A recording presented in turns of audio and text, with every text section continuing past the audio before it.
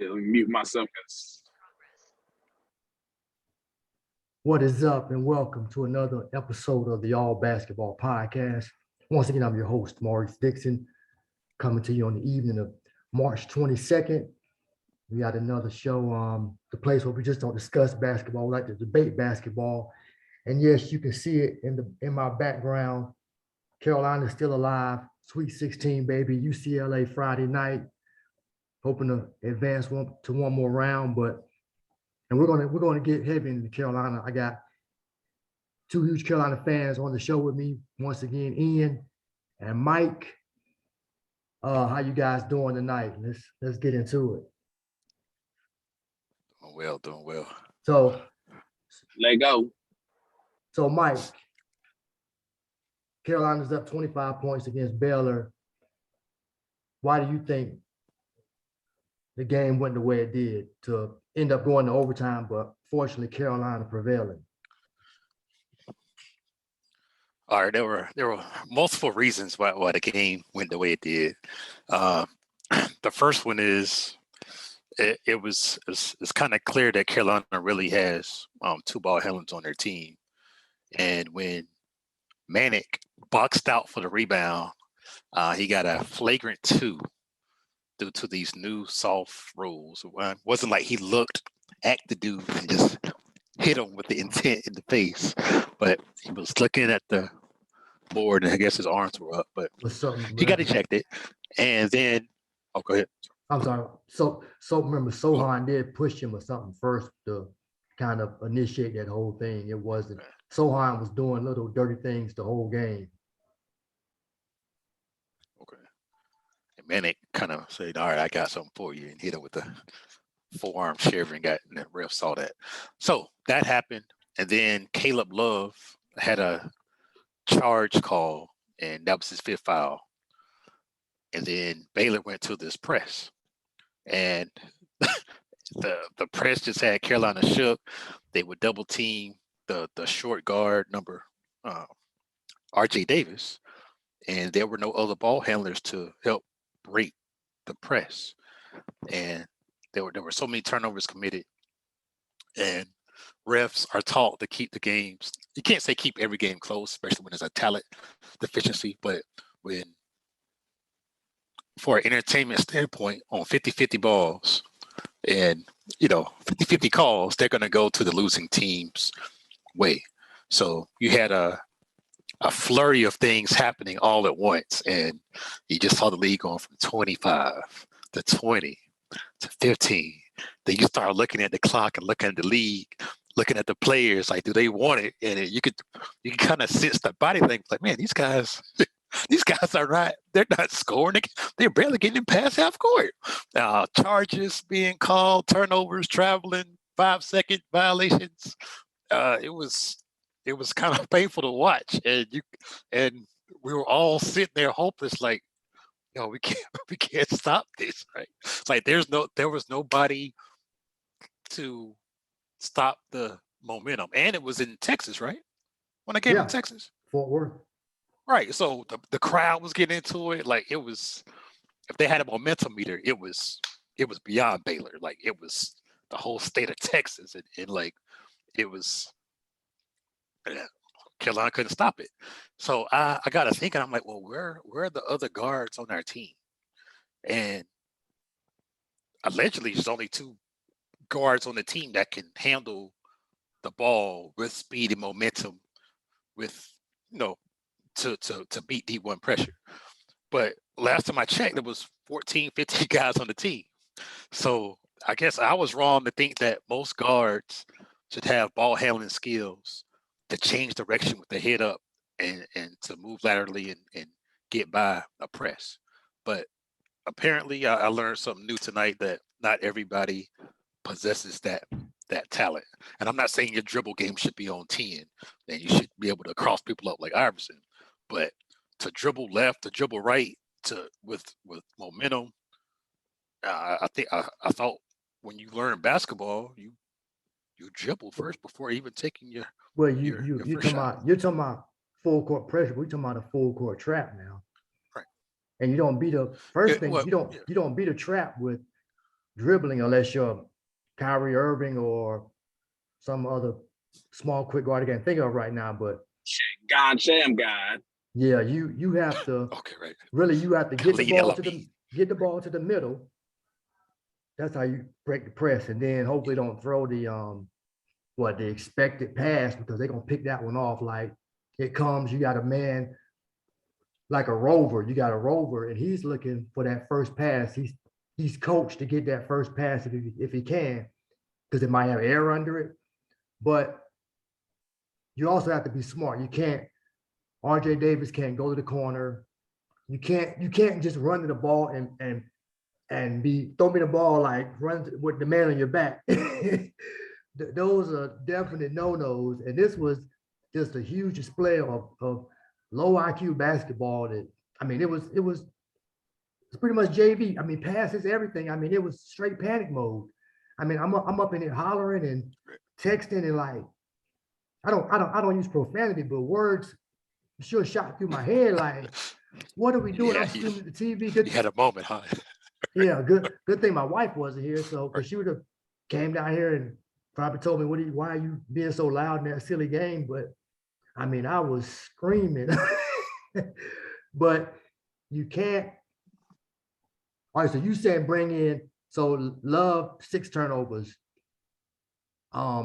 Terrible basket. He's a pretty good ball handler, not a point guard, but he showed poor IQ too. So I mean, you said bringing somebody else. You can't bring in Harris because he was dismissed from the team, still able to practice but not able to play.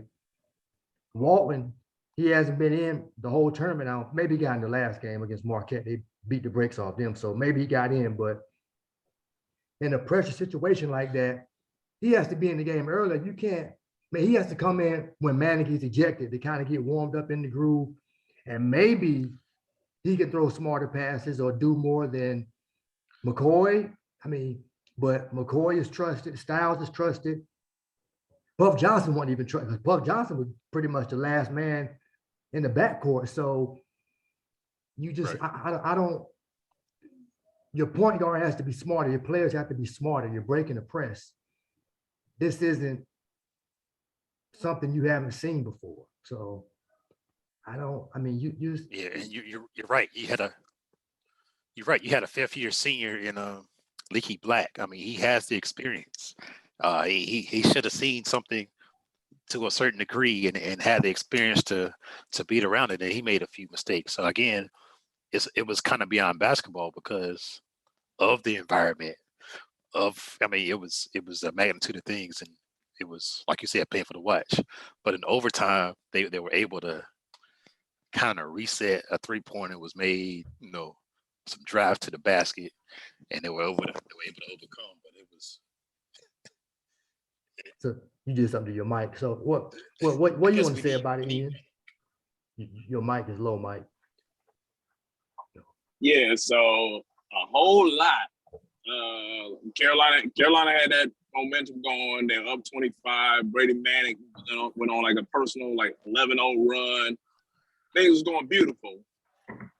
Then the elbow happens, and I think everybody was shocked that he got ejected. And once he got ejected, it was like, okay, he's gone, but maybe we still, we still got guys that can score. But once Baylor went to that press, everybody kind of was discombobulated, and they had no idea what to do. And so like I said, JV basketball, you learn how to break a press. But for some reason, Carolina suffered from the lemon booty during that time.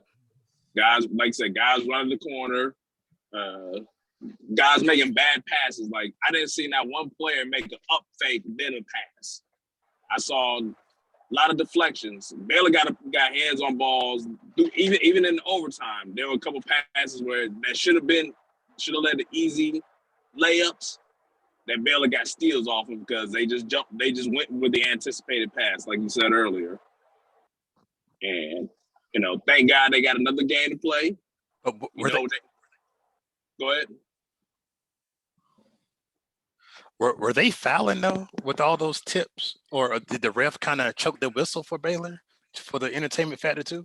You think that happened, or because they were everywhere, man? They were like beads, man. It was like in front, behind, left, right. After about the first 3 times that Baylor pressed and got steals, you should have figured like, okay, this is how they're gonna press. So we have to make sure it's gotta be a foul for them to call it. You can't play soft. Yeah. And they played soft. They played soft, they played confused. Like I said, they did have ball handlers. Of the 6 turnovers that Caleb Love had, I want to say 3 of them were offensive fouls that were taken against him. So that poise wasn't there that last 10 minutes. And they needed somebody to be poised. I like that Baycott stepped up and demanded the ball, late in the second half and also in the overtime. He wasn't scared to get fouled, even when he was missing free throws. At least he showed he wasn't scared. I'm good with that. RJ Davis stepped up. Yeah, RJ was hot. It seemed like the entire game, and he stepped up when he needed to step up. I was disappointed in that last shot he took going at the end of the second half.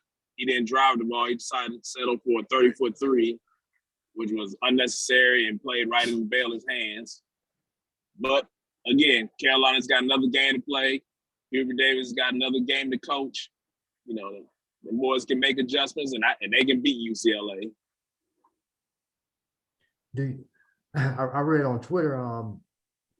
Obviously, I was on the Carolina thread, but I heard some fans even saying, I'm not a fan of Carolina, but the refs, this is bad. Like the refs were, they let them play no holds barred defense. I didn't really notice, like maybe one player, I can't remember what player it was. I was like, we're not gonna get a foul. Like somebody went to the hole, like there's no foul. Like, and then before that dude Mayer fouled out, when Love committed that turnover, that would have been his 5th foul. He ended up taking the charge on Love, but Love just stepped in the backcourt just before he really fouled him, even though he kind of got him a little bit with the hip. Well, you got to think. Yeah, he was riding him to the. You got to think Mayer had 4 fouls with 15 minutes to go in the second half, and he didn't foul out till 3 minutes left in overtime. Wow. And he took 2 of the charges on Caleb Love. So let's call a spade a spade. He was playing hard defense too. He won't Let's say the refs definitely they let him play physical early. They started calling fouls late in the second half and overtime to try to get control of the game, and that's the problem that referees run into. Is like, okay, you want to let them play, but then you can't just all of a sudden say, all right, now we're going to take control of the game, because no, you've already set a precedent how you're going to call the game. If you're going to let me hack in the first 5 minutes of the game, you should let me hack in the last 5 minutes of the game. Don't just switch it up. If you're going to call it tight at the beginning, call it tight the entire time. We let the team down 20 hack. Well, they went into a half court trap, and we just didn't adjust well. A full court trap, and then people, it was just low IQ all over. I hate to keep harping on it, but it was just like, what are y'all doing? Then Lee Black in one play where he dribbles to the corner, he gets trapped. He throws the ball off the backboard. Like, what in the world? That was hilarious. I couldn't even get mad at that. I was so done in that moment. I was like, yo, you telling me Baycott booty button naked underneath the goal, and you found a way to throw it off the rock and jock backboard? Like Vince Carter couldn't have caught that. Like, what we doing? What we doing? But man, you talking about I wasn't mad either. I didn't. I think Mike would text me like, it's over. I was like, yeah, if they don't hit this shot then at the end of regulation, it's over. But big ups to them for I did. I said they lost. I said they're gonna lose this game. And I was like, that's what I said. I was like, we got the last shot. So, and Davis been hot. So if you make the shot, we win. And all that momentum Baylor had, but it was crazy because Baylor went cold in the overtime, and then the one key player I heard Mitch Albom say on the Sports Reporters podcast, he said when Styles made that three, that kind of It broke the. it was like it kind of reignited Carolina's confidence because they and all of that they never lost the lead. And then it was like, because I was like, man, yeah, like somebody else got to step up and help Davis or Baycott because Black not scoring. McCoy too dumb to. I get the ball up court. And I'm gonna force a charge. He's doing Caleb Love stuff, and then and then they really used Puff Johnson. So it was just like, I mean, it was amazing they survived. It was. So yeah. So the thing we were having before the show was, I guess I brought up the other guard, Curran Walton. I looked at the minutes. He logged 410 minutes this season, and I know you talk about you couldn't put him in the game, but that jersey behind you. I mean, if you wear it, you're on the team. Why can't you get on the court if you can shoot, or if you have done positive things for the team all season, and now a do or die game and you don't sniff the court? I don't think he's done positive things all season. His minutes have decreased. I mean, is he still shoot the same from three? Is he? I mean, I saw him. I think Virginia Tech game or one of those games he's not going to help you on defense. So, I mean, unless 4 to 10 minutes. Yeah, 4 to 10 minutes, and you've played almost 30 games. You basically getting maybe 10, 12 minutes a game. If that. He got a couple of DNPs, I'm pretty sure. You're right. But he's 84% from the free throw line. He was third on the team in plus minus. Oh, that's his freshman season. Oh, that's not this. Oh, I'm sorry. Oops. Sorry. Scratch those stats. But I mean, he hit some. Y'all know. But I mean, so you're saying you're just gonna put him in? If you put him in that situation, I mean, the intensity's up. He hasn't played much. Right. He gonna turn the ball over like anybody else. I'd rather him do it than Puff Johnson. But Puff Johnson really wasn't turning the ball over. It was he backed it down. He broke the press, and then he saw open and thought he had to. No, you mean McCoy. That's McCoy, right? Okay, he's better than McCoy, and I don't know. But then remember McCoy had that tip, and dude touched it. First they said Baylor ball, then they was like, y'all got to review that. So he did have some positive impact, and he hit like the few free throws to kind of seal it. So, I mean, you just got to have a press break. Well, hopefully they can figure it out in the natural 5-day break, man, and get ready for UCLA. Because UCLA is battle test. I mean, they got experience. They can't really shoot threes like that though. So they don't. But I mean, you got to remember McCoy is only in the game because, like I said, Manning gets ejected, and then everybody forgets that Garcia left the team. Yeah. Because for his grandmother, and she just passed away. So rest in peace to her. Prayers up to that family. So Carolina's depth is hurt on that front. So it's. But I like the fact that they've given Styles more minutes, and that's going to be big for him going into next year. Because I'm pretty sure Baycott's probably going to leave next year. You don't think Baycott coming back? Expected. I know Black is graduating. Then I would assume everybody else coming back. I'd assume Caleb Love leaves too. He should. They had so many losses this year. They lost like what, 11, 12 games. I mean, I know that's no 9 games. Lost 9 games. They just had some bad losses.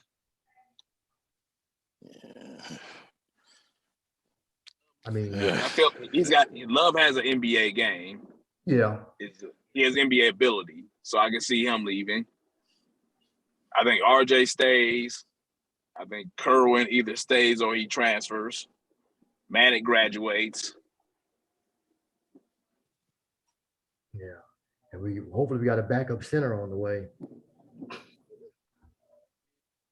It might be 23. Yeah, I don't know. No. They got a 5-star big that's coming in next year. Okay.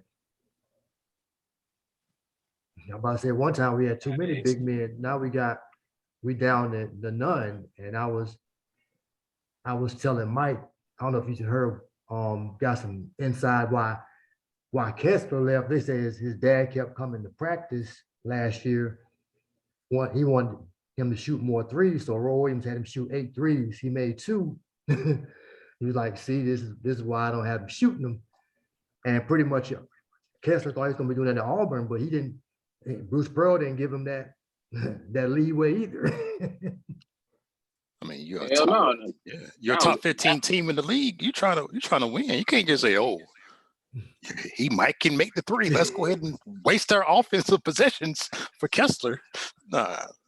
Well, no, he got to Auburn. Forgot that Jabari Smith was going to be the one shooting all the threes and He getting was all the knocking shots. them down too. Yeah. You know what I'm saying? Walker's job with Carolina he would have got more post touches, and he'd have been a rebounder and blocking shots. Pretty much what he was doing at Auburn. I don't know why he thought he was going to be a 3-point shooter. At least he could have shot maybe 1 or 2 threes a game as a trailer. That's about it. Mm-hmm. Carolina still in the tournament. Auburn's at home. Crazy. And they didn't look. They didn't look. Miami just pretty much dunked on Jabari Smith. They got Huffman. Oh yeah, Huffman got dunked on too. Huffman transferred from Carolina to what school was that? They played Jackson State. Jacksonville State. And then he gets dunked on, and then his career's over. Hey, he got to the tournament. Good for him. And he got minutes, because I hate to say he probably wouldn't have got minutes at Carolina. I would have got some minutes this year with the way Baker got in foul trouble. Nah, they still would have found a way not to give him minutes. If you get dunked on by Jabari Smith again, he'll never sniff the NCAA court ever again. But dude, from Miami dunked on Jabari Smith too. Yeah. No, Miami did Auburn the way that Miami did Carolina. We just gonna run up and down on y'all, and we just gonna dust y'all off. And that's exactly what they did. Yeah, they won 94 feet. They outran them, had numbers, and yeah, they blew out Carolina by what? Almost 30. Yeah, it was 28 points. Yeah. Yeah, it was. That was in Miami. Yeah, right. Yeah, but I think Carolina. When I look at the matchups, I see Baycott win his matchup against UCLA. Now, I think they're gonna put Manic on Jaquez. You gotta just watch the pump fake. Obviously, Tiger. What's it? Tiger something. I'm drawing a blank on his last name. They kept showing his mom. Campbell. Tiger Campbell.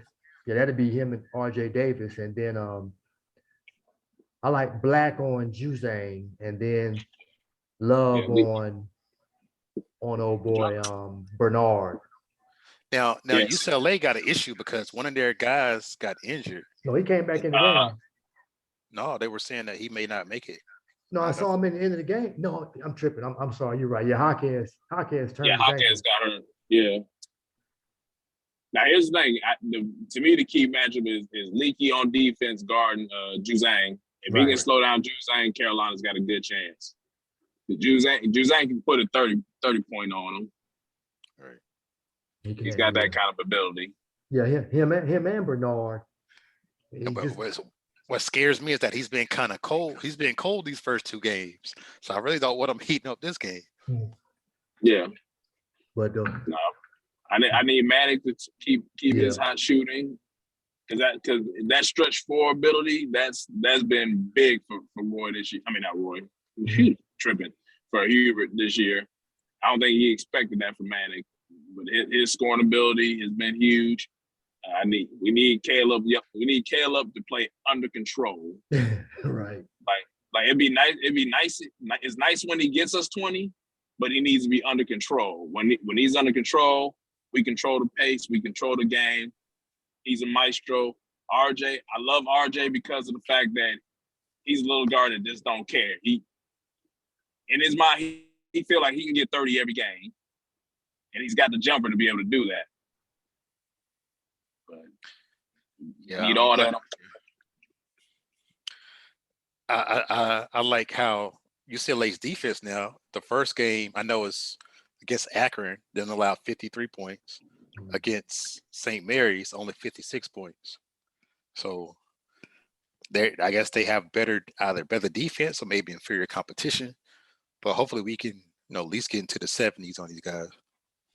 Yeah, if Manic stay on, and like Ian was saying, if Love should have a better game just based off how he plays. He's up one game, down the next, so he'll probably should have a better game. Hopefully, Davis not as hot but consistent, and then Baycott usually gonna give you. He's pretty consistent, so you get those guys and you don't let, like, say, Tiger Campbell go off, or they gotta stay in front of him, man. Just keep him out the paint.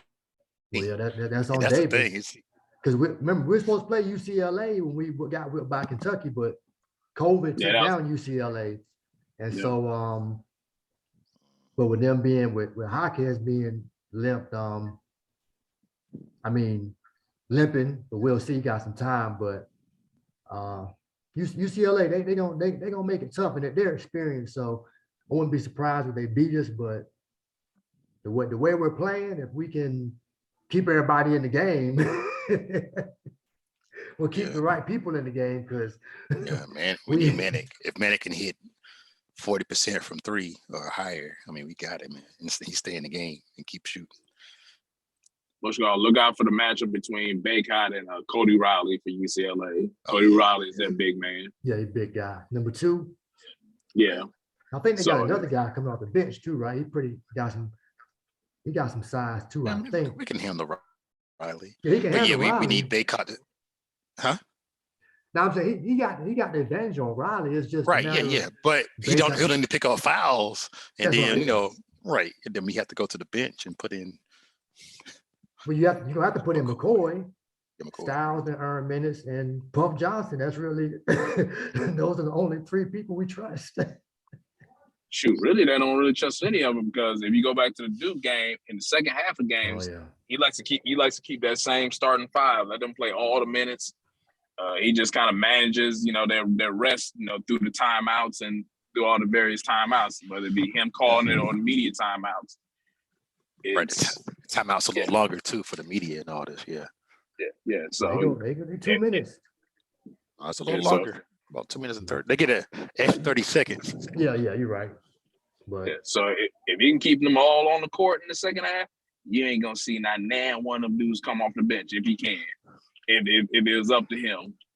Yeah, because we might see Styles. I think Styles will get it there. Styles get some minutes early. Right. But in that second half, if that game is close, Styles gonna be sitting right next to Coach, right next to Sean May. Right, because according to your theory, Mike, Manic should be well rested, even though he's the one I worry about being fatigued sometimes. Yeah, but he got 10 minutes off. Right? Yeah, they all well rested now. Yeah, they all well rested now. Well, yeah, it's a nice break after 2 games in how many days? 4 days? 2. They play every other day, so Friday, Sunday, 2 and 4, so we'll see. I guess we got to talk about the rival Duke. Beat Michigan State. They were down 5, and then Banchero and company kind of took over. Roach hit that kind of desperation 3, but Coach K was looking like he didn't look too comfortable. Like this might be by the end, because Izzo. Some reason Tom Izzo, they make it tough for Duke, and they played them well, but they just didn't. Michigan State didn't execute down the stretch. So now Duke, what do you got? Texas Tech? Duke got some dogs in their team, man. That Keels dude, Keels was making some plays. Like as a freshman, the dude was he looked like he a senior body wise. And then, like you said, Roach. Michigan State had a rebound, was pushing up the court, and Roach did a rip from behind, stayed within half court, and just stole a possession right there. So it would be great if turn it back to Carolina. If they played defense like that, so the defensively, man, they're getting extra possessions, and they're running an offense, and they made it tough for Michigan State, and they hit the free throws when they count. So, I mean, I did nothing but give them credit, man. Yeah, I didn't. Good thing I didn't see any. I don't remember any controversy. It didn't seem like there was any controversy with. Because I pretty much watched the whole game. Did you see anything, Ian, or you thought was Duke just won pretty much cleanly?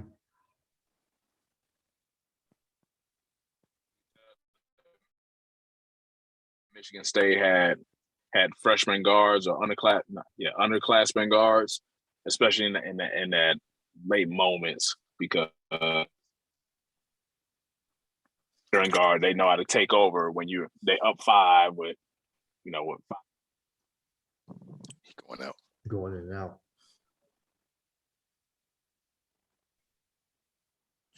Another thing too that I always forget from the college game is when you have those 17 fouls and you have a 1-and-1, those 1-and-1s are huge, man. And teams gotta like prepare for that when they do commit those 7th, 8th, and 9th team fouls. Because if you foul the right dude, that's practically a turnover when they miss that front end of a 1-and-1. And I think Michigan State had a time or two where they, the freshman came up to the line like, the big moments. So they do found ways to like just steal possessions, man. And that's coaching. They had their championship moment where, like say you're down 5, you have to look at each other in the huddle and say, are we going home or not? 15-5 run to end it. Still can't stand them. I like, but I do like Banchero's game. Now I do like. I think what's going got some skill. Is it Mark Williams? Am I saying that right? First name Mark. Yeah. Mark Williams, center. Yeah. He I guess he's just a sophomore, right? So he got some. He got length. He had a little fadeaway jump. I was like, okay, Mark Williams got some. He's more than just a rim run type dude, effort dude. Way better than Theo John. He might be another Baycott if you get a little low post in him. I think he got the moves. He got a better looking shot than Baycott. So you got better defense too. Oh yeah, because Baycott can be kind of lazy sometimes. I felt like in that Carolina game, it was a couple times like you need to rotate over and block that shot. And he did in the second half. Until Mark Williams got that 7'3" wingspan. So he coming over like But he can get in foul trouble too. He's kind of prone to get in foul trouble. So then they have to bring in John, which is a definite downgrade. But he's big. And what I like it on our bracket. Who was that?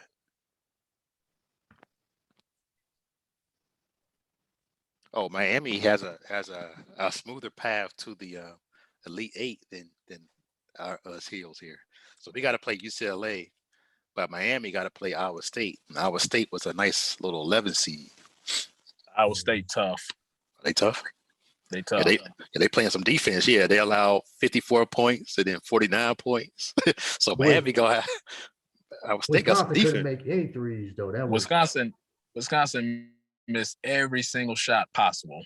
I ain't never seen a team miss every single shot possible. Like it, and they were playing in Milwaukee too. It was crazy. Oh, wow. It was like you could feel the gym wanting to erupt, just like with every shot that went up, and then be deflated as soon as it hit nothing. You're just like, oh, here it go. Oh, all right, this one. All right, they can't miss okay, they are gonna miss everything. All right. Now the turn of soldier, as I look through the brackets, now I see Michigan up here playing Villanova. Then do y'all think should be coaching Juwan Howard? Yes. Yeah, he served his time. Okay, because the little blogs out there, so he punched the coach in the face and he's still coaching. What the hell is going on? If he was suspended, I couldn't really defend him, man. I can't really. Like, hey, man, you just reached over, you slapped the man who didn't stop you? I don't know what the dude said. He never said the dude said anything crazy, but you just can't go around slapping people. You can't go public with those type of interactions. I put it like this: I was more mad that the Wisconsin coach didn't get suspended either, and just Juwan Howard was For not the one that got hit. I'm talking about Greg Gard, because Greg Gard was the one that started it by putting his hands on Juwan when it was going through the line. Oh, but he just like, if I'm trying to talk to you, he kind of had his hand on his elbow. It wasn't. I don't think that's going across. You impeded me walking by you. I don't have to shake your hand. If I'm walking past you and you put your hands like in my chest to stop me from walking, oh, we got a problem. And then everybody else circles around, and whatever is said is said. And then Juwan hit that man with the Inspector Gadget hand. He is 6'11" now. Yeah, he had to reach on. I can see your point. But depending on what he was saying, it's like, right, it's almost like, hey man, let's clear this up now. Let me talk with you. And Juwan Howard kind of was pulling out his thing, saying, I remember that. But Juwan Howard was the one madder because they called timeouts, but Juwan Howard was still pressing. Like, and he got. Oh, he was mad because they called timeout and they were down a lot or something. Yeah, they were down like 15. They were calling timeouts for like the last 30 seconds. Like, yo, you up 15. Right. What we doing here? All right, cool. And me saying I'll remember that. That means no, I gotta explain myself. Nah, I'll remember that. I'm gonna keep it moving. You don't get that on me. Put your hands on me. Once you put your hands on me, it's a whole nother ball game. But why did Juwan? Now Howard, he got in the back. He was in the back. Usually you go first. So I don't understand why he was so mad if he was pressing and the man called timeout because his players couldn't get the ball over, break the press. Like, it's only, if you're going to keep coaching, I got to keep coaching. That's cool. And I can still say, I will remember that. And you ain't going to make me forget it. By your explanation is not going to make me say, you know what, I forget it. But I don't even see the reason of having to explain myself. I'm like, dude, you still pressing. We're trying to get the game over. I'm going to call a timeout. If I was Juwan Howard, I would have had one of my assistant coaches start taking pictures of the scoreboard and how we got the lead, because there's no more coaching to be done when you up 15 with 30 seconds left. So if they want to stop the clock and let the atmosphere soak in, I would do that. Or maybe even have him in the background, because there's no point of calling timeout in that moment. No, they're saying. Again, you don't put. We're missing the biggest thing. Okay. You don't put your hands on me. But I didn't. But it's not. It wasn't a disrespectful. It's not a disrespectful gesture. It's not like I'm putting your hands like he snatched Juwan Howard back. He was like, "Hold on, man. Let me talk to you for a second, man to man." If I'm walking by you and I'm giving you the brush by, and you say, "Oh no, you're not gonna give me the brush by. We gonna talk." Nah, I ain't gotta talk to you. That's just like if you got into it with your old lady and you say, you know what, I'm out, let me walk away. And your lady say, no, you're not walking away. Huh? Yeah, I saying right. You got the right to walk away. You got the right to walk. Yeah. But at the end of the game, though, it's called sports. But that's not. But I don't think that's suspension word, just because Juwan Howard didn't slap his hand away. He stood there and kind of talked to the guy. Then it kind of punched the man. No, but by the time he was trying to get away, that's when everybody circled around and everything. Right. And then that's when he slapped that's when he slaps the assistant coach. Right, but why was Juwan Howard so mad if he's pressing and the other coach is calling timeout to help his team? But that's the thing. I could explain that if that was just it, cool. Explain that away. But that does not explain why Greg Gard had to explain himself or had to stop Juwan from walking away from him. We keep on skipping over that fact. Okay. So why do you think he put his hands on Juwan? He thought he had control of Juwan. Hey, boy, you stop when I'm talking to you because I'm the assistant coach. Like, no, I'm with the head coach. No, it was like there's a head coach in Wisconsin that stopped him. And either, Juwan slapped the assistant coach for Wisconsin. yeah. And I think he slapped him because the assistant coach was either saying something or doing something crazy with the Michigan players, potentially.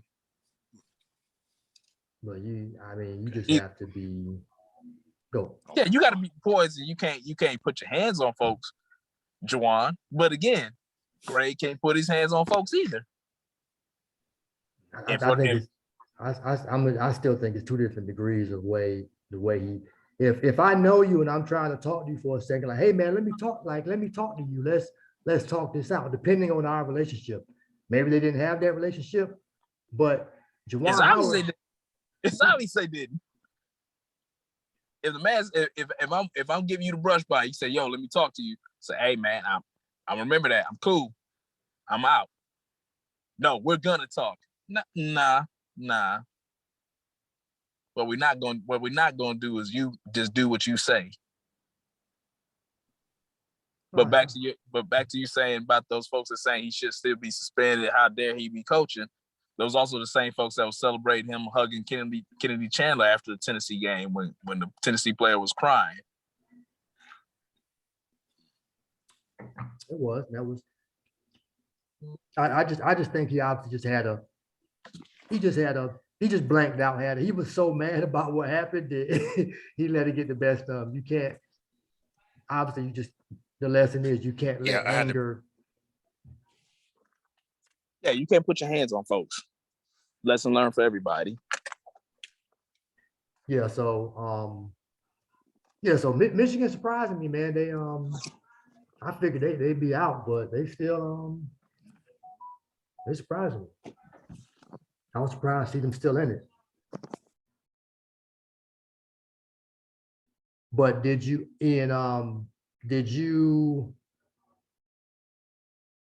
Gonzaga was down 33-43 at the half. Do you think the refs played a role in that? I was hearing some stuff about maybe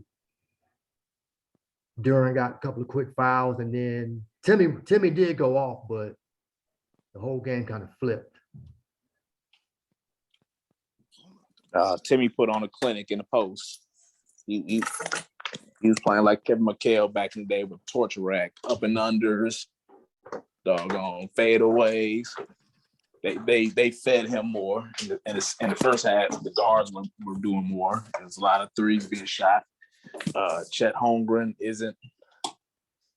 he's not looking like the player they looked like in high school, which is something that you would expect. But it's definitely been the Drew Timmy show, and him being the upperclassman, he's been carrying them. Yeah, you're right. Yeah, because they were down 10 at halftime, right? Yeah, and they played like every possession. They had to score. If they miss a shot, they got an offensive board. Like they wanted every possession, and Memphis had all the athletes in the world, but Gonzaga's a tough team. Yeah, I was told once Gonzaga slowed that game down, Memphis isn't very good in the half court. They're more so athletic, get out, run and gun. Then they were kind of hurt by foul trouble because Duran had some fouls. The other big guy, he had foul issues, and then they didn't really shoot well. And Bates he's not ready. He wasn't even in the game pivotal moment. So I guess he's probably gonna leave. But yeah, Bates was coming back from an injury and whatever else was going on with him. He played like 10 minutes in the first game of the tournament, and I think he played like 10 or 15 against Gonzaga. And he had his moments. Memphis's problem is they don't have a true point, but they didn't have a true point guard this year. So yeah, that's a good point you bring. I was talking to one of my coworkers. He has a show. His Sports Roundtable comes on every Wednesday. He was saying, but he was like, "What's up with Penny? Why hasn't he been able to recruit a point guard?" Knowing that Penny Hardaway was a point guard, a great point guard. Well, he had one. He had Boogie Ellis, and Boogie transferred over the summer and went to USC. And Boogie, he was would have been a junior this year when he came in with that class with Wiseman and Cho. Okay. He transferred out. So he basically was left with Alex Lomax being the point guard. And he's more of a 2. So you got a bunch of dudes that played a 2, 3, bunch of wing guys, all being the main ball handlers. Okay, let me ask you this as well. Do you think Penny should have that team gelled last season? From what I was told, and obviously, I think they went to the NIT or some started playing well towards the end of the season. Pretty much brought the same guys back. Now you add the top recruits, Duran and who was ready, but then Bates, they thought he was ready, had a lot of hype, really probably wasn't ready maybe.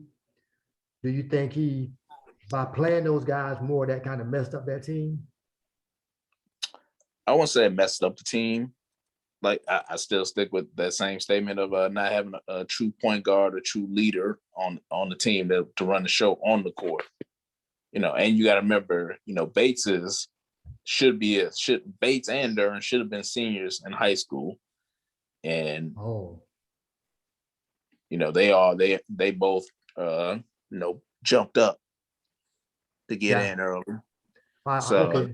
Okay, because sorry to interrupt. I didn't know. I knew Bates had reclassified, but I didn't know Duran did as well because he looked like he was ready to be in college.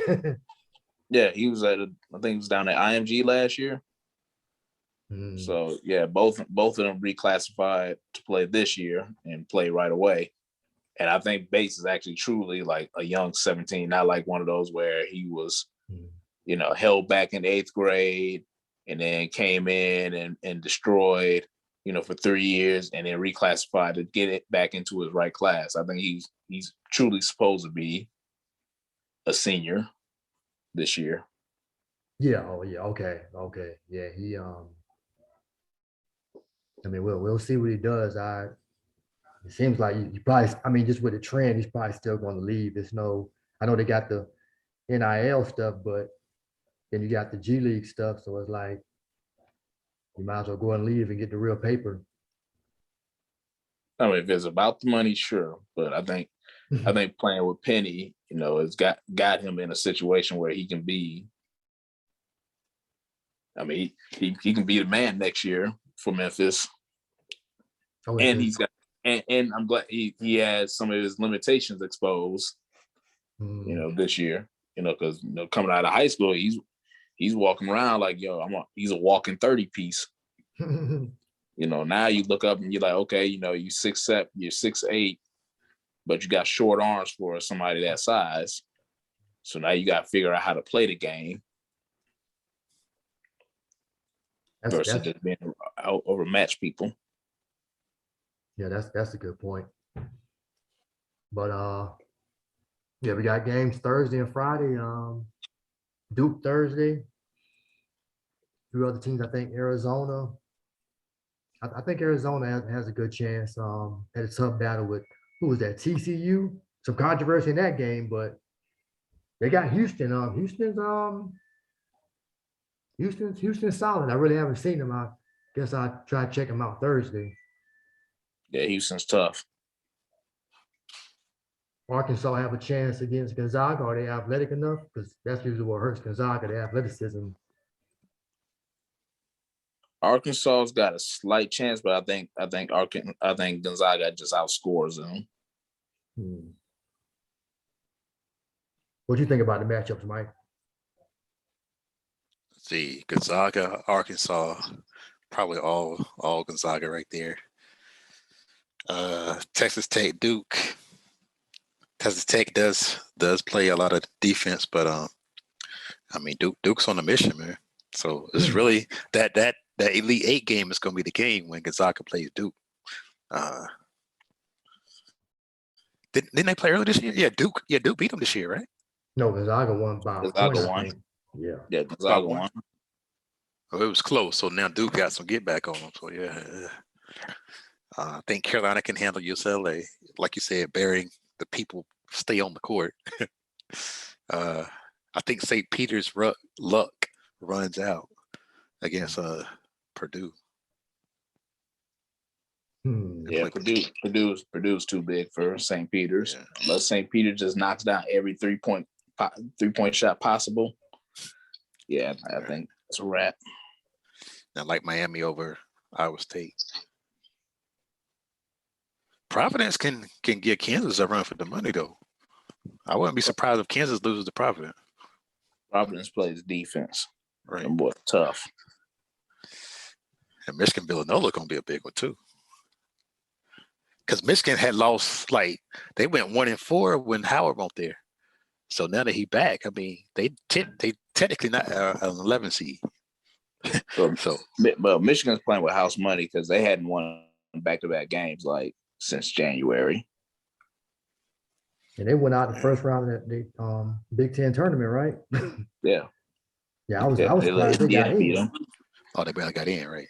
Yeah. The last team in, won't they? Or did it go to the first four? Mm-hmm. No. Got straight in based off of. Oh, Notre Dame went there. Okay. Yeah. Notre Dame and Indiana went there. Indiana. Okay. Well, but the other 11 seeds are still in it. That's pretty weird. Okay. Notre Dame could have beat Texas Tech. Oh, well, they got hosed on them calls, man. Now that was if anybody should be bad about how they lost this season, it's gonna be Notre Dame. Yo, them refs were giving Texas Tech everything. They probably have if there was an official game, take it how officials should call games, they gonna throw that, they gonna lose that tape deliberately. Everything went against Notre Dame in the second half. Well, that tape is always going to be the Carolina tape. They just going to act like that second half never happened, or they're going to try to pretend like it happened. Notre Dame got a strong case too. Man. We'll switch to NBA talk before we get out of here. Ben Simmons, Mike, probably not going to play. I mean, they said he had to have an epidural, man. So it seems like this thing is weird, man, because he had he had nothing, then he pops up with a back issue, and now he has to get an epidural. So it's like, this is I can't even criticize the man anymore because they like his back messed up. Unless they're lying. What do you think about this? This is outside looking in, not knowing what the specific injuries are. This dude just finds ways to stay off the court and get paid. Like he just finds ways, man. No, seriously, it reminds me of Kyrie. Like if he could get paid without balling, and I think this collective bargaining agreement too, man. They need to definitely do some type of adjustment to where time on the court matters. Because now you sign a contract. I mean, wouldn't you love to have a job that says did not play, did not work, coach's decision, and you still get the same check as if you did work? Well, you get vacation days. You have PTO, paid time off. Yeah, not doing. But you got a request for that. I mean, right. I don't know. It's just you shouldn't. No, you shouldn't. You should be 100% healthy as a physical job and say, "Oh, I know y'all doing a big project today. Y'all working hard out there, but I'm good. I'm just going." Hey, it's called workers' comp. Now but you're not injured. I can roll with you. Yes, he is. My back hurts. I just had to get an epidural. My back hurts. I mean, it's not. Okay, you're talking about Ben, but I'm just talking about some general NBA players as well. With the whole Kawhi Leonard started it actually with San Antonio, and really he did not play old, or did not play coach's decision, and you healthy, and you're still getting your check. No, but I mean, actually, it started well before Kawhi Leonard, because I was listening to Gilbert Arenas. He was doing his podcast, and him and Paul Pierce were talking about. I heard that one. They're talking about how, if you didn't feel like playing on a day, you just say your back is hurting, and there's no way to really test how healthy the back is. So you like, my back hurts. You just got to roll with it. You can't check that. So you think Ben Simmons heard that podcast and said, "Hey, I need the epidural"? he was doing it well before then. So I mean, he was doing, he tried to say, just like with the back, you can't tell somebody's mental health when it's correct and not correct. If I say my mental health is off, are you as an NBA team that's all about mental health and making sure that people are in the right mindset, are you gonna say no, you just faking? Because then I can come back with the NBA PA and say, hey, lawsuit. It's not a measurable thing to say, but it can happen at any time, and Exactly. that's I guess it's so taboo. Like, I really ain't supposed to say this, but it's like, yeah, you're on the Final Four, and I got fouled by the free throw line, and I can just check myself out and say, man, I just got some mental health right now, and go back to the locker room. Somebody else got to shoot my free throws for me, and what I'm saying, like, it's just, yeah, I don't know. It's Well, if anything, I think certain games, primetime games, so to speak, that's really what the NBA has a problem with. I have a problem with that too, because I want to, if it's you get all these games during the NBA season, yeah, you get a lot of games, but okay. when it's a good matchup, let's see the best players play. I don't want to see, I'm definitely not, I'm resting tonight. I mean, now I know it's bad when people, John Morant, they said he got a knee thing, so it might be a sore knee, so he's not playing tomorrow night. But they're at home, so. But if he's on the road and he's just, I'm just going to rest this game. I mean, they're promoting you to play. I mean, I'm not a LeBron James fan, but back in one of my birthdays, my stepmom bought me and my dad, everybody, we got tickets, went to the game up in DC, and we saw Kyrie and Kevin Love. I mean, Washington dominated them, but we didn't get to see them at full strength. And a good game is like, I mean, them tickets weren't cheap. Yeah, the NBA is not meant for the average person. You gotta save up years to even sniff the nosebleeds in some of these NBA arenas. But yeah, it's kind of like when the Pelicans play, right? So let's say New Orleans is playing. First question people gonna ask is Zion playing? Is Zion out there? And the answer this whole season has been no, Zion ain't playing. So it's what you're saying. You want to see the people, the big name players play, and it needs to be collectively bargained for them to be on the court and balling and earning their check. Right. But yeah, I mean, how do you? They're gonna have to give up something. I mean, we're gonna be headed towards another labor issue. Contracts will probably come down, or a cap. Well, no, they have a cap. I mean, they have a cap. You just, whether you want to pay, you have to pay the penalty for it. I mean, but they want, but the players probably want to cut games, but TV doesn't want to do that because they're like, hey, we signed this TV deal. I mean, every NBA team in their market is on for most of those games. Well, they need to start using all the guys on the team. Like, at some point, the 11th to 12th man, that's the dream job right there. I'm gonna just sit on the bench the entire game. Well, I think some of those guys are getting run. I mean, Miami does that. Your sorry teams definitely are doing that. I mean, sorry ones. But the Lakers got a 12th man, and I'm sure he's rocking that warm up. No minutes. I mean, they're playing Gabriel, NBA. Whatever.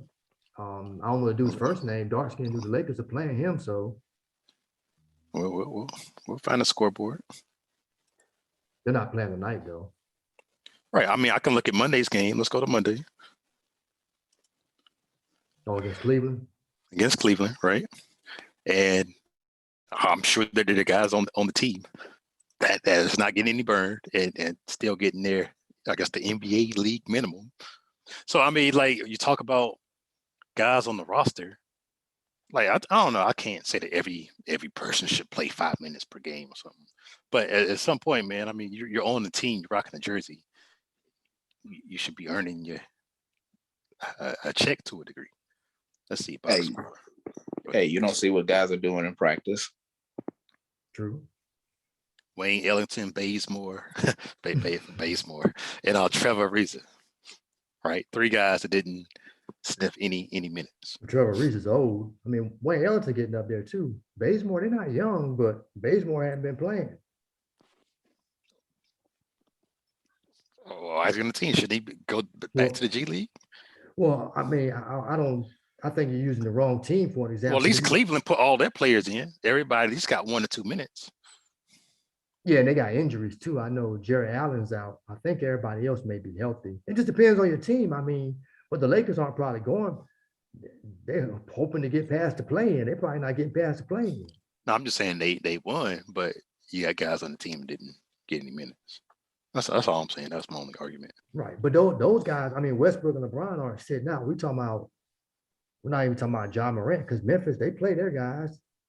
I think Denver plays a good rotation of guys. Definitely Miami.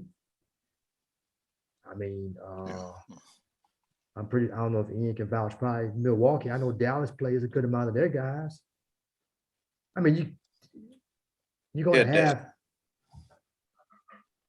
You're going to have. I mean, a lot of guys getting heavy minutes, and then they want guys to stay within that 30 to 40 range, unless you're playing for Tom Thibodeau. I mean, they got Cam Reddish. He don't even play. That's where he wanted to go, but I mean, it's up to the coach. I mean, the season is. Yeah. Now, and the Hawks did the same thing. Kevin Knox, the guy that got traded for him, did not play coach decision. Jalen Johnson from Duke, he dominates in the G League. I mean, he plays center and gets you 30 and 15 when he plays in the G League, but then in the NBA, do not play. So, I mean, he got guys ahead of him. Let's just want him to come in, like you said, come in and play for a few minutes. But what good is that? You might as well leave him on the bench. But I mean, this whole Ben Simmons thing. I mean, you brought up Zion. We know when they said he wasn't gonna play, I'm pretty sure nobody was surprised he's not gonna play.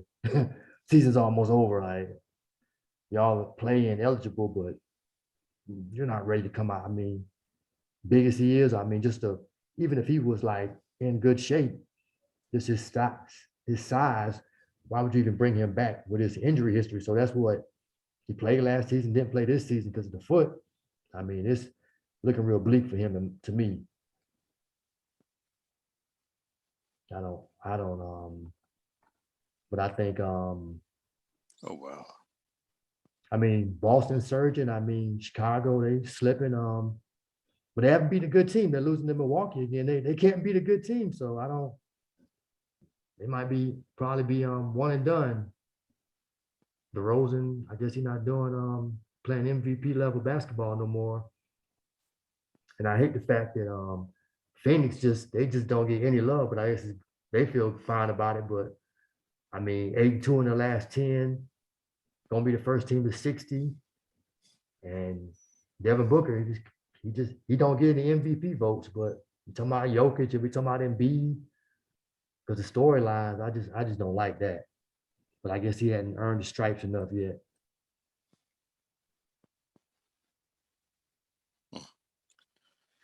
Another note: the Knicks have beat the Hawks.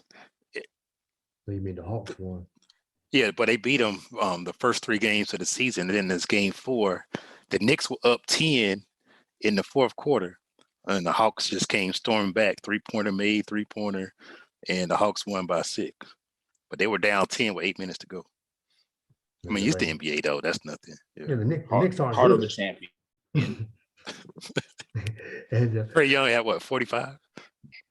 Dang. He dropped 45 tonight. Yeah, I mean, the Knicks aren't good. I mean, they're done. Yeah, right. You think Memphis? Do y'all see Memphis get to the conference finals, or it's still too early? We got to see how the playoff layout is. Yeah, I'm trying They got the ability to. conference that grind. that grindhouse go hard, especially in the playoffs. Yeah, John Moran is I mean, if you ask me, man, he's a real MVP. I mean, player of the year is, I mean, without a doubt. I mean, maybe Booker don't get no love. I know they got Chris Paul, but I mean, I just don't. I just don't agree with it. I mean, I know Embiid's been balling too, but they against the good teams, they've been looking terrible. Embiid turning the ball over, shooting terrible. Harden. I mean, I don't know if I trust them to go too far in the playoffs. Yeah, Brooklyn took their soul. The thing is, like I saw that game, it's like, man, they playing hungry. And actually, Kyrie, he's doing the whole Jordan thing.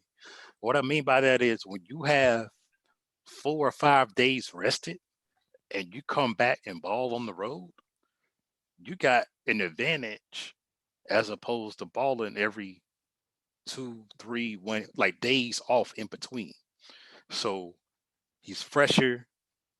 He already got the handle, and he's looking fresh every time he jumps on the court. I mean, he putting up all-time numbers. Oh, he just had 60 points and only shot 25 times or something. Like, yeah, it was pretty. He's efficient. Yeah, he very got efficient. He got hot from 3. Yeah, I mean, and they were playing. It was against Charlotte, but yeah. What was it? 50 against Charlotte, then 60 against Orlando. Was that it? Right. Yeah. Right. I mean, so against teams that ain't really going nowhere, but still, I mean, those numbers are still numbers, though. Well, he's doing more. Okay, we appreciate you, Ian, man. Thank you for coming on. No doubt. I'll catch y'all next time. All right, we'll catch you. All right. Yep. And but Mike, you said, well, you're talking about when Jordan, his rookie year, didn't play that much and then came back, but then he was playing more consistently than Kyrie still. No, I was saying how when Jordan missed 14 straight games and then he played against Boston in the playoffs. Well, he played like a little bit to get Chicago to make the playoffs. I guess it was a 1-8 matchup or 2-7 because they didn't think Chicago was going nowhere. It's 1-8. And then 1-8. So then when he got in there against Boston, from the Last Dance, that's when he dropped 69. They're like, who is this guy? But he was actually crazy fresh because them dudes were battling. Then he dropped 40 something in game 1. Then he came back and dropped 69 like game 2. Right. And I mean, I'm saying, yeah. But he had a day off in between. I mean, everybody had a day off. As opposed to 14 games of days off, or 14 times how many games? 14 games, and then how many games? What, he had a month off, rehabbing. No, by that time he was playing 5-on-5 and didn't know about it. Oh. So he's still balling. So I mean, it wasn't the NBA though. No, let's pick up. All right, so you saying with Kyrie, the fact, I mean, he should be fresher. I mean, but that's what I'm saying. Well, I don't know if that equates to him he had 2 hot games, but what are his numbers this season? Let me click on them. Because I think he's still getting his regular stats. Irving. Yeah, 19 games played, 36 minutes, 27.7 points a game. Yeah, so he's still his about career average, right?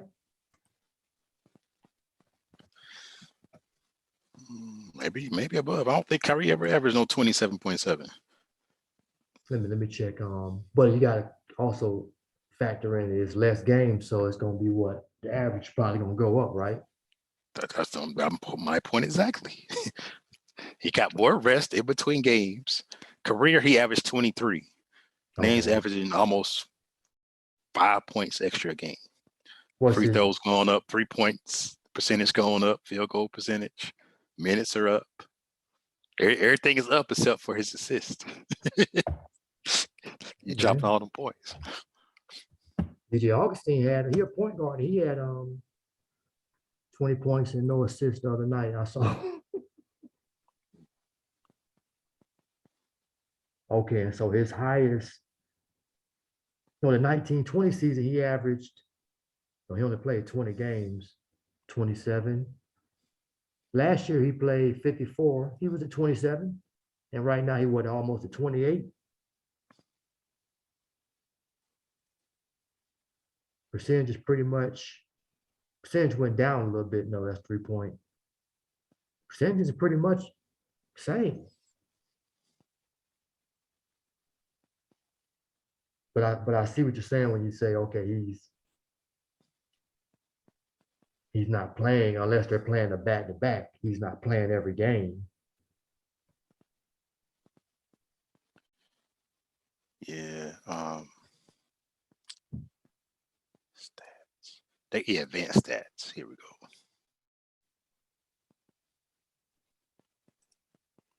It won't let me click on advanced stats. But I'm trying to, here it goes.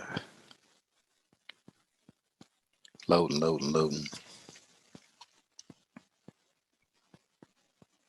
You come with these advanced stats.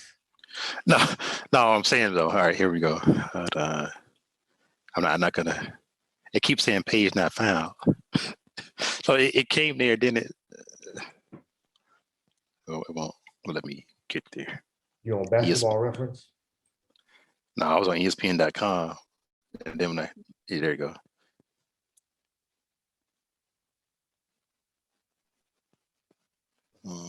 Yeah, I guess they in line. Everything's in line from before. His assists per 40 minutes is still the same.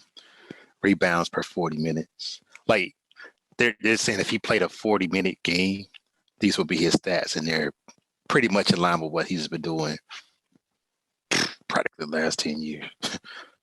Turnover is going down a little bit, but yeah, he's all right. So, what's the point of I understand. Okay, you got counting stats. That's your regular stuff: points, rebounds, assists, steals, blocks, so forth. Field goal. But when they say these advanced, I can understand. Like, okay, if you're on catch and shoot or guard it, but when they say per so many minutes, I mean, how can you?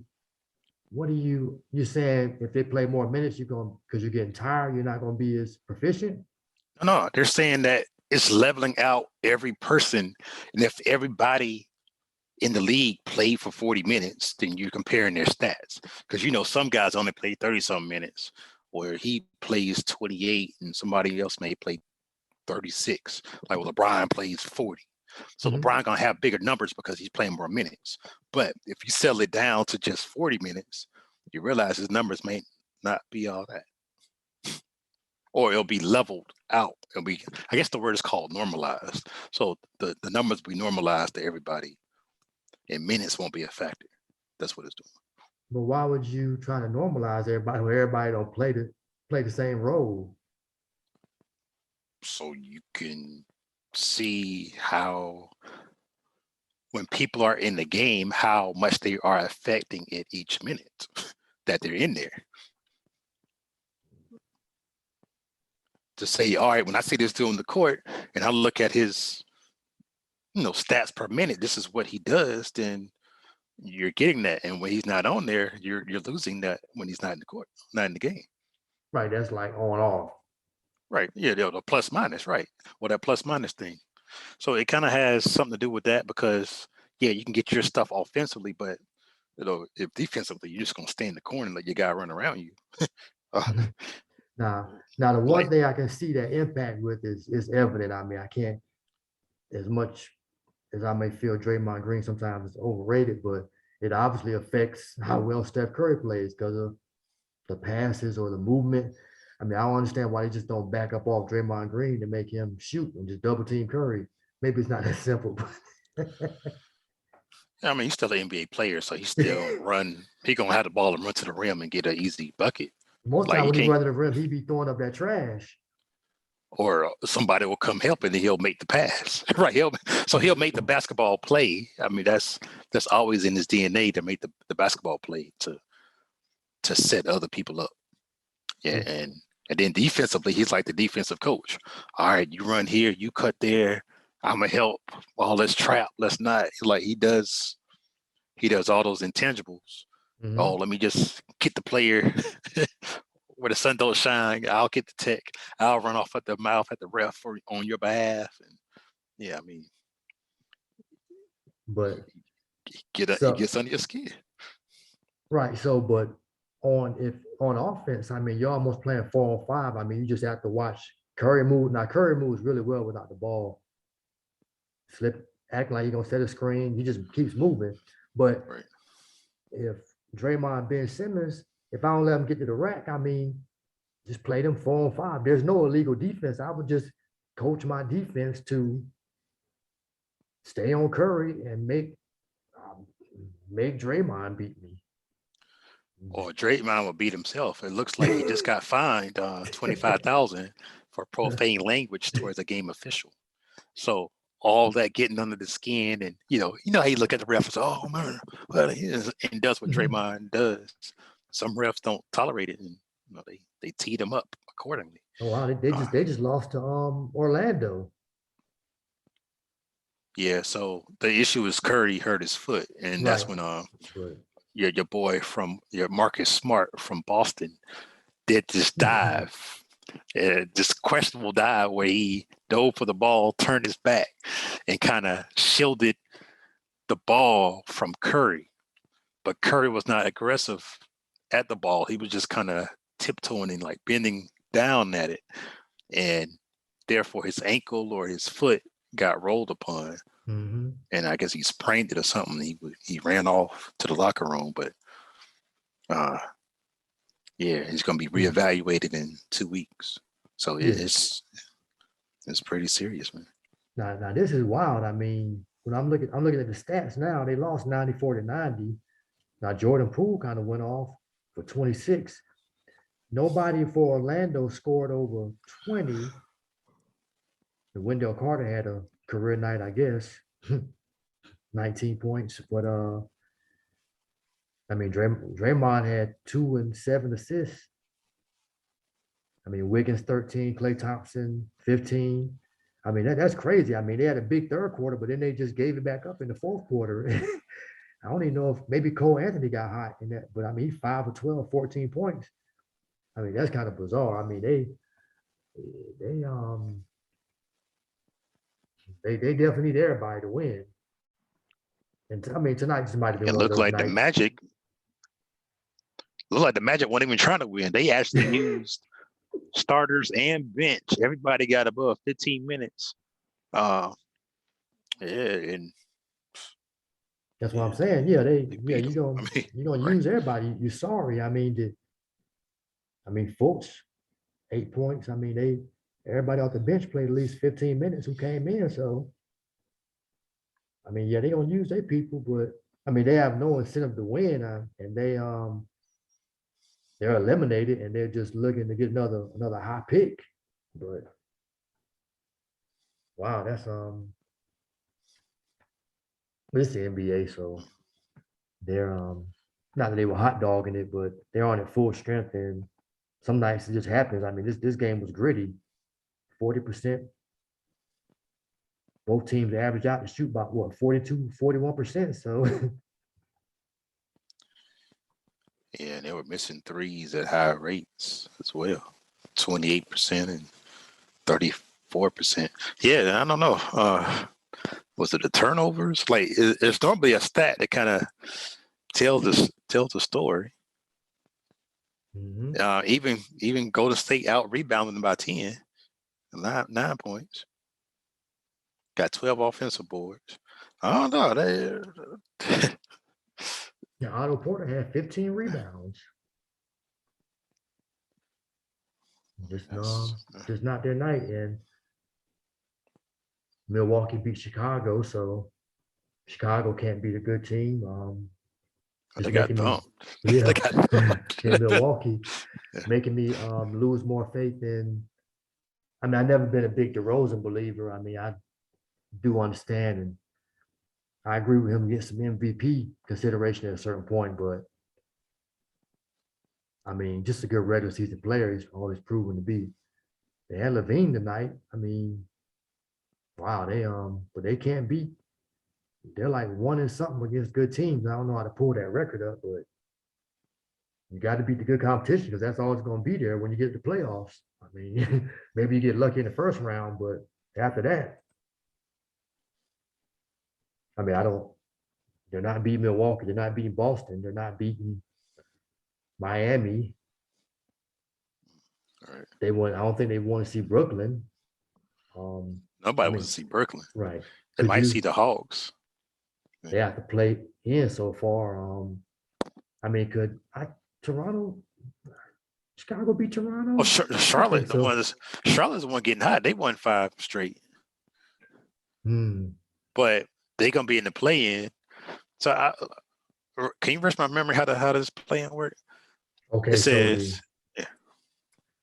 So the 7 play 10. No, the 7 play the 8, and the 9 play 10. If the 7 win, they're in.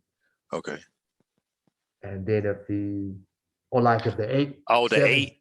Oh, 7, 8. So if the 8 seed loses, they play the winner of the 9, 10. And then if they lose again, they out.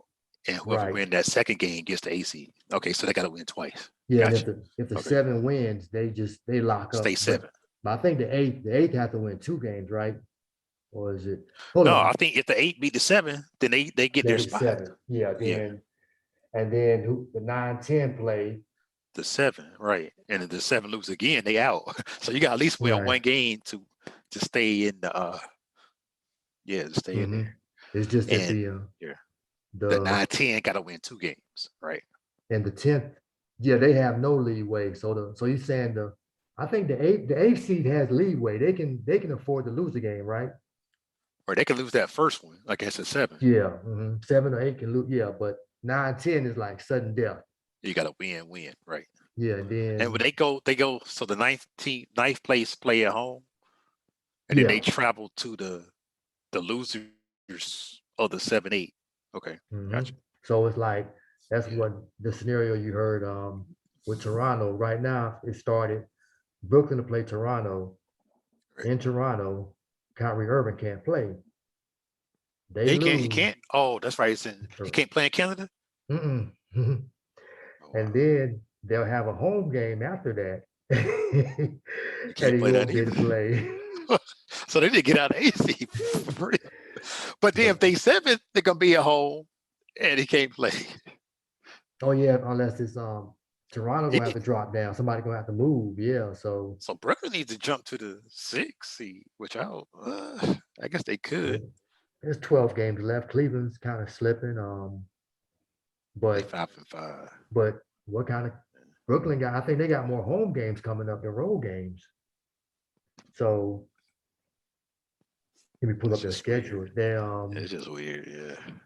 I mean, and if they're not going to change the mandate, I mean, but Durant should be enough to beat one of those teams, you would think. But they're not going to have Ben Simmons. So, I mean, Seth Curry, Drummond, who else is on there? Patty Mills. I mean, it should be to get hot. I trust them to be to get hot enough one game and win, but still could go. It can go either way. Right. At Memphis, but Memphis has been losing lately, right? Yeah, but they probably at Miami. They could steal that one because John Morant not playing, but Memphis do play well without John Morant. Without Morant. Then at Miami, that's a tough one. Mm-hmm. At home against Charlotte, but Charlotte has won 5 straight. They play Detroit, that's a victory. They'll beat Detroit.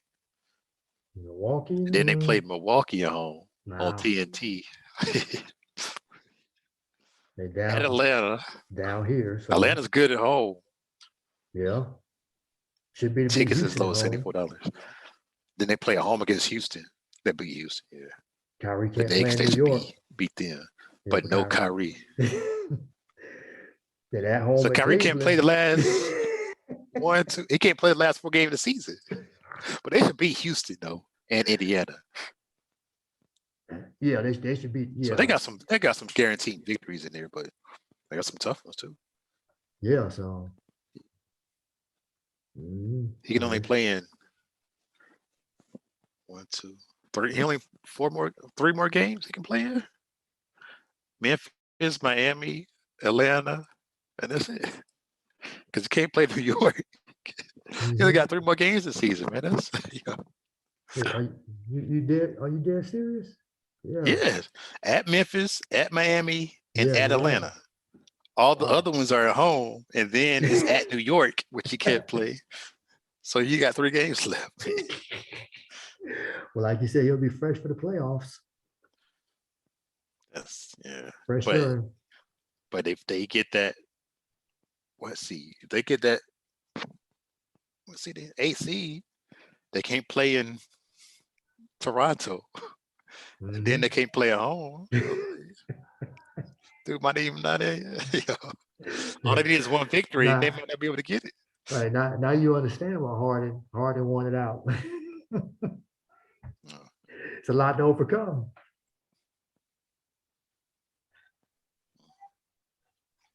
Ben Simmons making $33 million, man. Well, I didn't get a chance to bring it up. I think too with the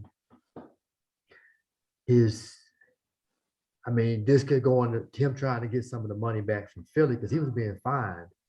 So if he proves that he has a legit back injury, which sounds like he does, so that may help his case. Do need to play.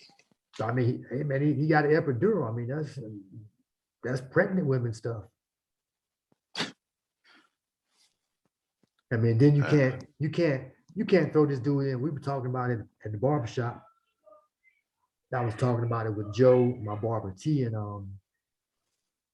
another guy, Akeem. He's we all have the same barber. This other dude was saying he still believes in Ben Simmons because he has potential. But he was like, man, he was like, he's gonna be ready when the playoffs come. Like, dude, you put him out there, people just like don't start fouling, dude. Like, we're gonna make you prove that you can shoot. Are you ready for playoff basketball? You hadn't played the whole regular season? Unless it's gonna be, I mean, only hope I got to see him is get him his screen and roll and get some lob dunks. Or maybe he just breaks through and comes down and dunk on everybody and show that he's ready to play. But people gonna start fouling you, like, we're gonna see you at the free throw line. We're gonna see if you really can shoot. I heard about the story how this one dude, he was working with Shaq on his free throws. And Shaq would just shoot them in increments of 10, right? Mhm. And Shaq would go dribble, dribble, shoot. Dribble, dribble, shoot. 2 dribble, dribble, dribble, shoot. Dribble, dribble, shoot. He was making 8 for 10, 7 for 10, 8 for 10, 9 for 10, 7 for 10. So Shaq was getting his free throws in, right? Mhm. Then in the game,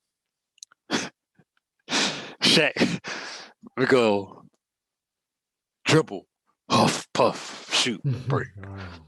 Dribble. He went 1 for 9, right? So then Shaq talked to the dude that he was shooting with and tossed him, yeah, so much for all them free throws. It was Samaki Walker. Oh, okay. Samaki Walker, that's what it was. So Samaki Walker was like, yo, are you serious, Shaq? You ain't doing nothing that you did practice-wise on your free throws than you do in the game. Because it's always been 2 dribbles. Something 2 dribbles, shoot. Something 2 dribbles, shoot. That was his practice ammo. In the game, pressure, 1 dribble, 3 dribble. He never had the same pre-shot routine. And that's what got him. Probably just pressure. Because usually most people, when you get to that level, I mean, I know I have my I couldn't tell you, I think it's 2 dribbles, I spin. I've been doing that for years. But that's what I'm saying. You have the same thing. You got your same go-to when it gets tight. Right. Or your same free throw. Yeah. But I don't think, obviously, I wasn't shooting at the amount of pressure Shaq was shooting at, but. Right. Pumping some crowd noise or something. I don't know. Put some crowd noise in your iPad. Miss it. Oh no, you gotta do something. But Kyrie Irving making $35 million, Simmons $33 million, Durant $42 million. Right. And surprisingly, Joe Harris $17 million. Yeah.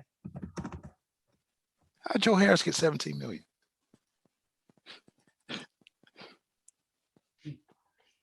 I don't know.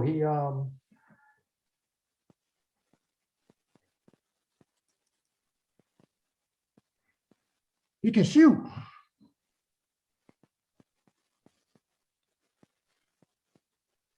You don't think he deserves his money?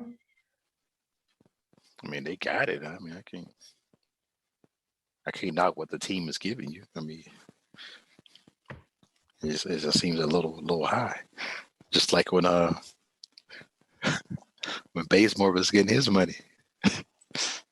When he kept bouncing from team to team and signing 17 million one-year contracts. I didn't understand that. Well, the money just went up.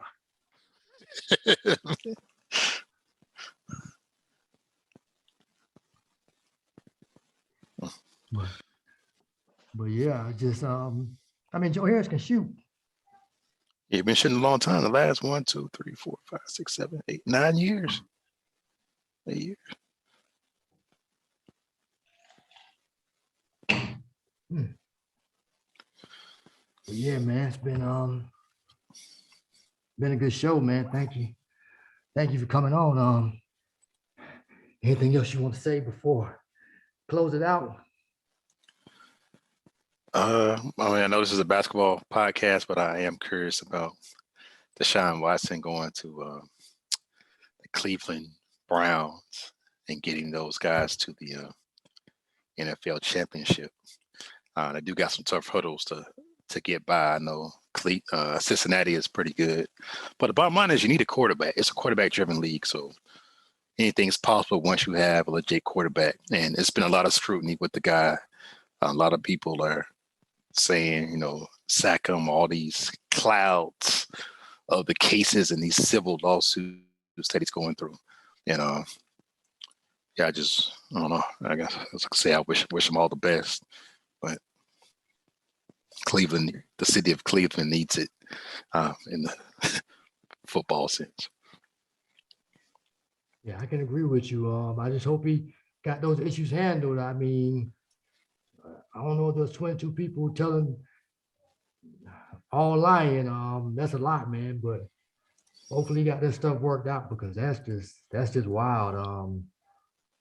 And it doesn't look good the way the teams were clamoring for him and bargaining for his services, and he still got a civil suit to take care of. Because no criminal charges, but civil suit's real.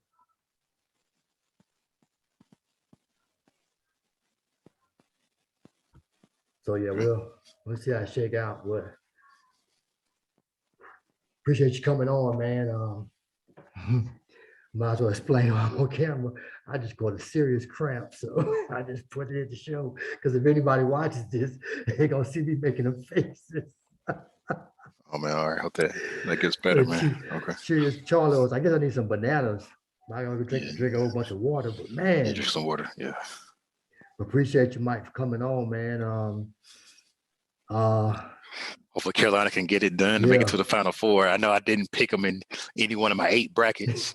I just think they didn't have it, man. And come out the ACC tournament, they're looking dead in the water. But they found their shooting stroke, and with one game, and you can shoot the 3. I mean, anything can happen, man. So I'm proud of Hubert, but the work is not done yet, and hopefully he can keep the newfound momentum, keep his players in the game, break some presses, and make it happen. Yeah, definitely. Hoping they continue on, man. It'll make for a heck of a start to his coaching career. And we always want Carolina to go farther than Duke. We're hoping Duke go ahead and get bounced Thursday, and we can get all the Coach K stuff out the way, because the further it goes along and we start hearing, wonder if it's rigged. No, don't rig it. Let Carolina and Duke meet in the Final Four. I wouldn't mind that. So can they meet? Where can they meet? In the final game or in the Final Four? Oh, in the Final Four, there will be them versus that. And hey, the way Miami looking, they gonna be a tough out, man. So They're coached well, and the issue too is you got a lot of 6-year guys so you got experience, man. You got these freshman phenoms. You got guys that's 23, 24, 25 years old, 6-year seniors. And I mean, you got this mix of talent versus experience. And I guess that's what I need to do next time I fill my brackets out. It's like, man, let me find the ages of these players, man, because you've been playing ball for 5 years with the same guys. You know their tendencies, you know the coaches. But it's probably not 5 years now because you got all the little transfers going on. But I mean, you know how I feel about transfers. but when you got guys on the team, same coaches and experience, man, experience gets you that game situations, and they help you win tournament games. So definitely, yeah. How crazy would it be if I thought they could meet in the championship, but you're saying if they the first time we meet, this is, and it can be, we can end Coach K's career there, or they can beat us. But I mean, it would be a crazy thing. The only time we ever met in the tournament, whichever way it goes, we end Coach K's career, or they beat us and go on to win the championship. And they have this old storybook thing, and the fact that Carolina and Duke finally met during Coach K's last year, and Duke went all the way. Oh man, we wouldn't hear the end of it from Henry and whoever else. yeah, they My will brother meet in the Derek. semifinals. Yeah, where's the final for? In New Orleans. Yeah, so they'll meet in New Orleans, as the first 2 teams to make it to the national championship. And I don't know. Right now, it's looking like Miami. I'm a believer in Miami, man. They're a tough team that just took down Auburn. I see them getting by Iowa State. They can probably handle Providence or Kansas. So Miami's path is a little cleaner. And North Carolina's path can be clearing too. UCLA, and if the Cinderella St. Peter's upset Purdue, Carolina will have a better time versus St. Peter's. Well, no, I don't know, but St. Peter's might press them. Might hit them with that full court press. They never. You just never know it at this point. It's you can't really say who's weak and who's strong. I mean, because nobody's really dominated. Arizona's strong. They are, even though they barely squeaked by TCU. They probably should have lost that game. Yeah, that was overtime. Yeah, but it was like it was a foul or something that wasn't called due in backcourt. Oh yeah, backcourt. He bumped them and got away with it. Man, that's come on, man. Yeah, it's they need to check these refs accounts, man. Some of them, they call it choke on the whistle when they don't blow it. Like, oh, I ain't see that. You see something? No, and your call is right there. It happens in front of you. They don't see it. No, yeah. We'll see how it shakes out.